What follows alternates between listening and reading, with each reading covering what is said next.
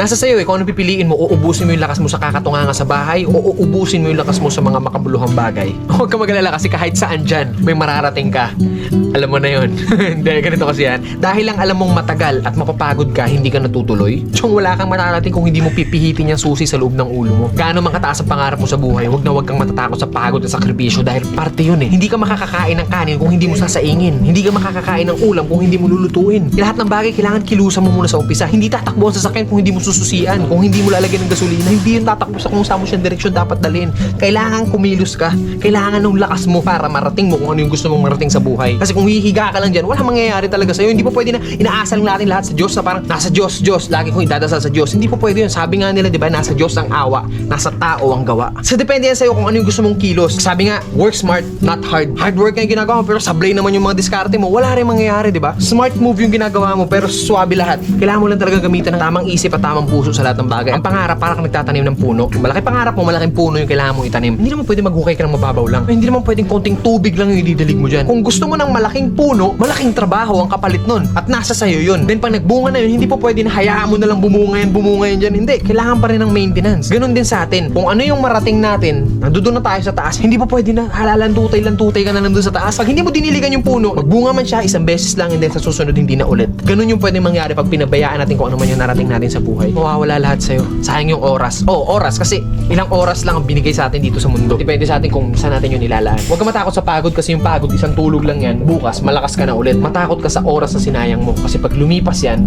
kahit tumambling ka pa ng 100 beses dyan, hindi mo na mababalik yan. Ano man ang landas na tinatahak mo ngayon, mabagal man ang pag-usad mo, ang mahalaga, umuusad ka. Hindi, nakastuck ka lang sa comfort zone mo, men, sablay yun. Kailangan mabagal man yung movement mo, pero hanggat umuusad ako, still, umuusad ako. Darating at darating ang panahon na lahat tayo makakarating sa gusto nating puntahan. Pare-parehas lang ang kinakain ng tao, kaya lagi mong isipin na kaya mo rin yung kaya nila.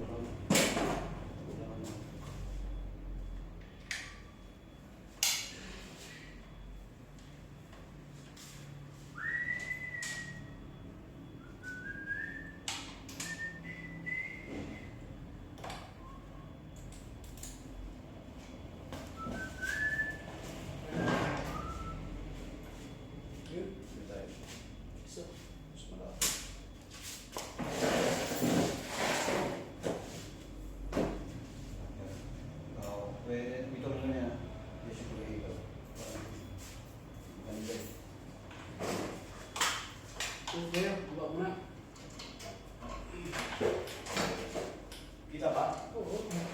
Yan. Kita naman.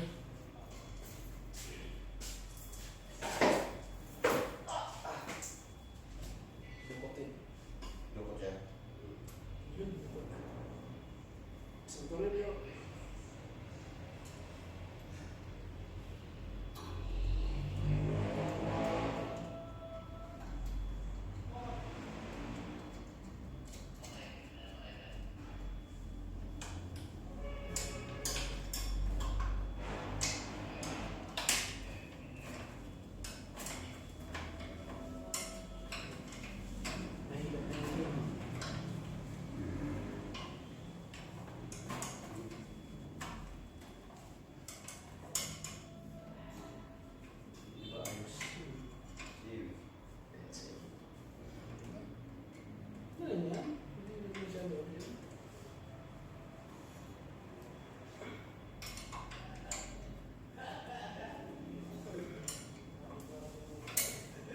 Ayan.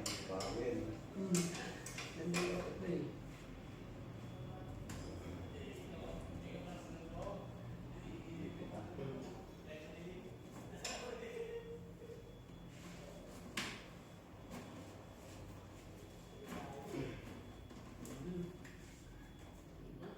Yan.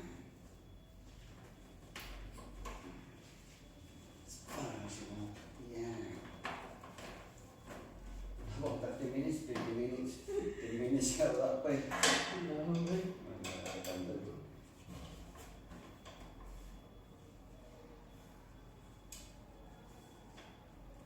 Yan. Pabila ko ng pintura. Pinturahan ko to.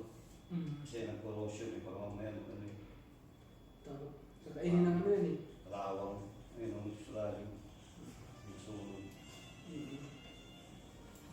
Parang naman. Wala. Wala.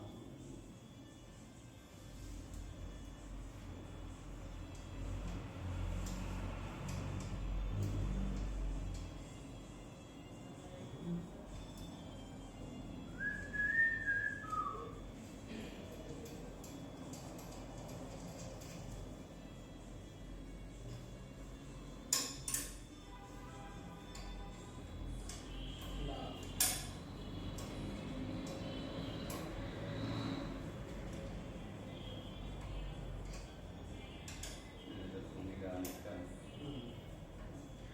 Mati.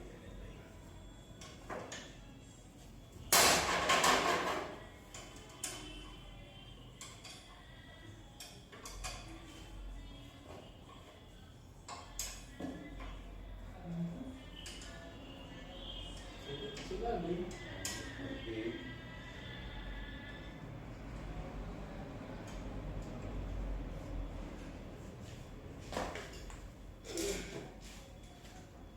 Ay, padaki na. Nung kasaya lalim. Ay, ito. Ilato ko na.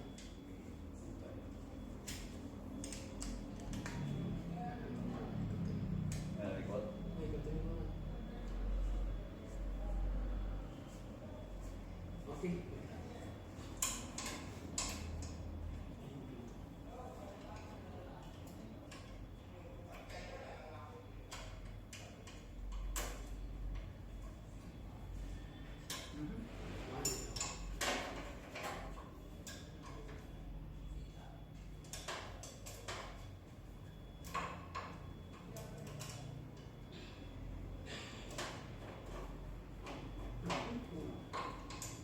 Kabila. Dito, dito. Ay, dito. Oh. Wow. Ano eh, i-permiss mo lang ako dito gano'n. Ako ang gano'n dito.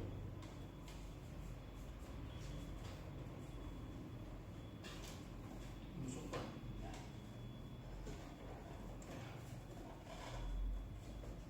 Isa.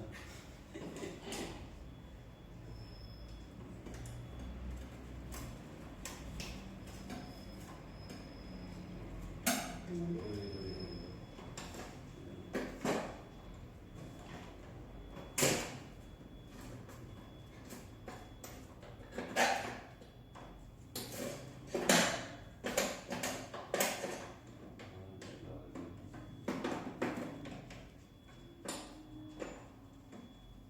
Musok natin.